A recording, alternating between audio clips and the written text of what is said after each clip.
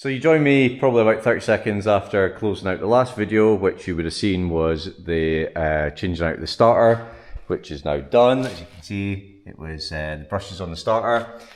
And what I'm wanting to do now is, while the car is in this condition, is get this swapped out. You can see there's evidence of some leakages going on, and she's just not in a great state at all.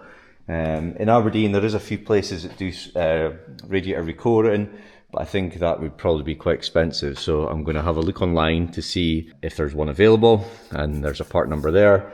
I did buy one a while ago, but it was before I really understood and took the car apart. And this is the one that's here, but obviously this has got no water in it, and it's just purely an air one that you'd get on like your lower powered cars and so on. So yeah, that was a bit of a mistake. Obviously the one we've got is full of water, and it basically circulates the water through to cool everything down. So yeah, that's a bit of a bummer, but let's get this stripped and we'll see where we're at. So I've just had a look online, and wow, how expensive are these radiators. You can get an all alloy one.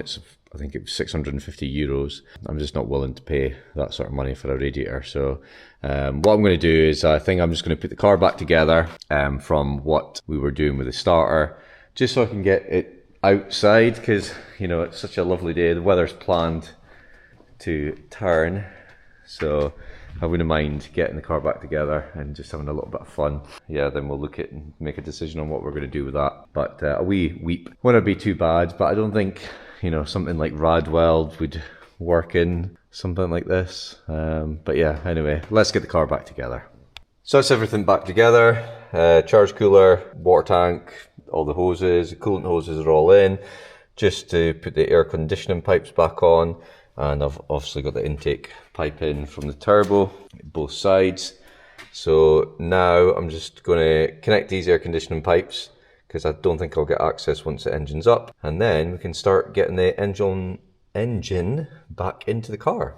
Air conditioning pipes are in, so that's the air conditioning pipes on.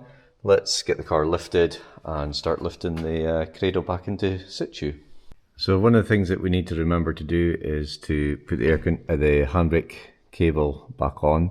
So I'm just using the engine hoist, or axle hoist, to lift the engine up so there's enough so I can hook the two things on. So I'm just waiting to do that just now. So that's the handbrake cables reconnected, so I can now start removing these bolts. As you can see, the engine's pretty much lifted up into situ, and start putting in the proper ones.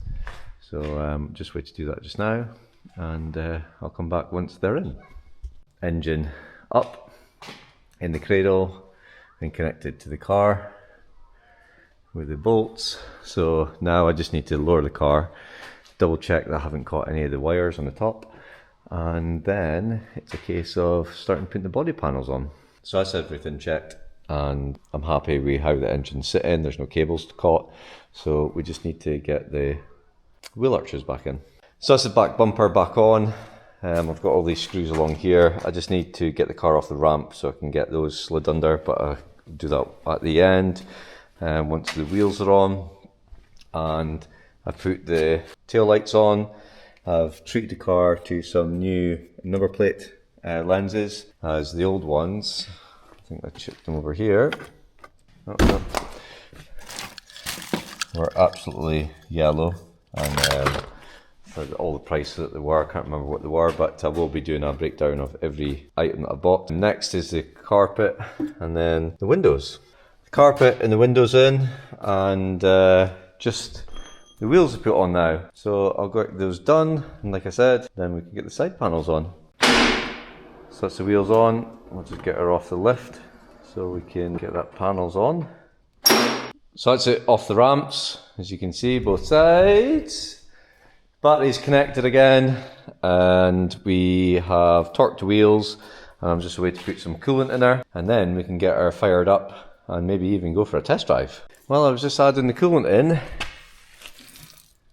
and look what's under here.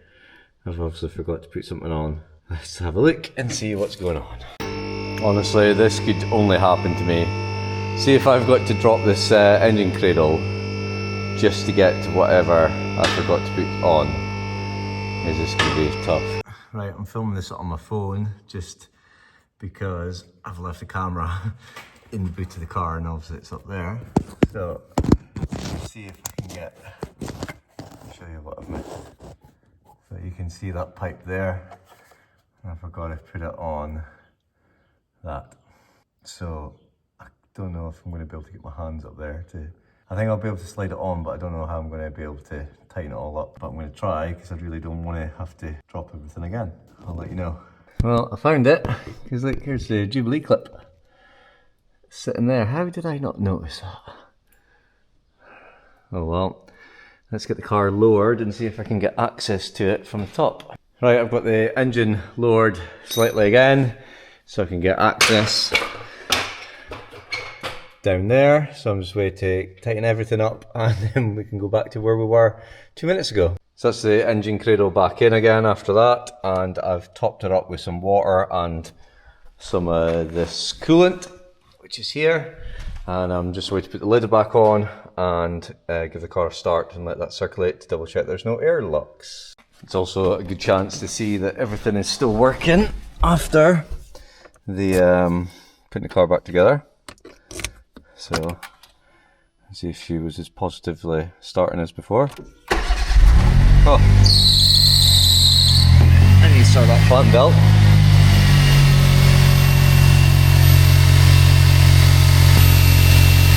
Nothing circulating in there yet, so we'll give it a second. So we're just going up the drive just to see, and I've sadly still got these codes, but I'll clear it with a computer when I get a chance. Because we're on private road and we're just going up the drive really slowly. I've got my daughter with me in her pyjamas because it's bedtime, so you can see the sun's setting over there. So we're just heading up the drive just now to see.